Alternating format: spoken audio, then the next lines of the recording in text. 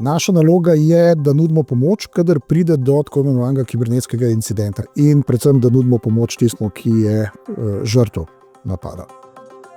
Vsi prijavitelji lahko računajo na to, da konkretni podatki iz našega centra ne bojo šli v javnost. Če sporočite incident, potem lahko dobite nazaj nasvete, kako zmanjšati tveganja v bodoče. Pred incidentom morate razmišljati o tem, kaj boste naredili, ko pride do incidenta. Med najpogostejše grožnje oziroma napade štejemo phishing, potem napade z izsiljevalskimi virusi oziroma ransomware in vrivanje v poslovno komunikacijo, napad na elektronske predale zaposlenih v podjetju. Incidentov je vsako leto več, tam med 7 in 10% beležimo rast v zadnjih letih, ostaja pa neprijavljeno po nekih ocenah, ki smo jih vzeli od kolegov iz tujine, 2/3 teh incidentov. Razlogi za to so pa lahko različni. Ali gre za nezavedanje o tem, da mi sploh obstajamo sicer, da se da nam prijaviti incident, ali gre za pometanje pod preprogo, se pravi, da v bistvu nekdo ne želi razkriti, da je bil tarča napada. Digitalizacija je nas prehitela tako rekoč po desni strani in te nove direktive in uredbe, ki pa prihajajo iz EU, pa naslavljajo te probleme tudi kibernetske varnosti v tem novem digitalnem okolju.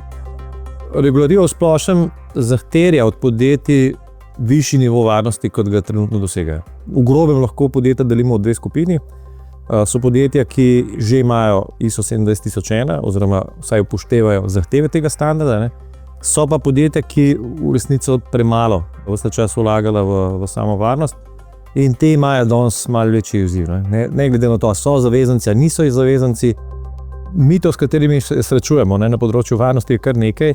Mogoče bi izpostavil 3. Prvi je gotovo ta, da premajhni smo, nismo zanimivi, vsi smo na spletu ranljivi in zato ta mit gotovo ne drži. Drugi mit je, varnost je predraga. Naložba v varnost je lahko nekaj 10-krat, lahko tudi nekaj 100-krat manjša od posledic samega napada. Ne.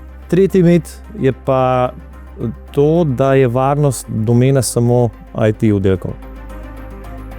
Sami kibernetski napadi so v resnici poslovno tveganje in ne tehnično vprašanje. Varnost gotovo je stvar nas vseh.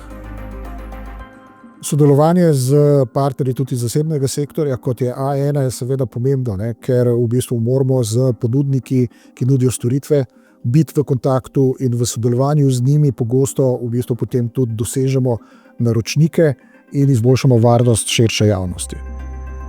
V luči zagotavljanja varnosti pri podjetjih bi izpostavil 2 vrsti storitev, ki jih zagotavljamo v A1. Na eni strani so redni varnostni pregledi za podjetja, na drugi strani je pa storitev varnostno-operativnega centra, ki 24/7 bdi nad organizacijami podjetij in preprečuje napade, ki lahko ogrožajo potem te organizacije in podjetja.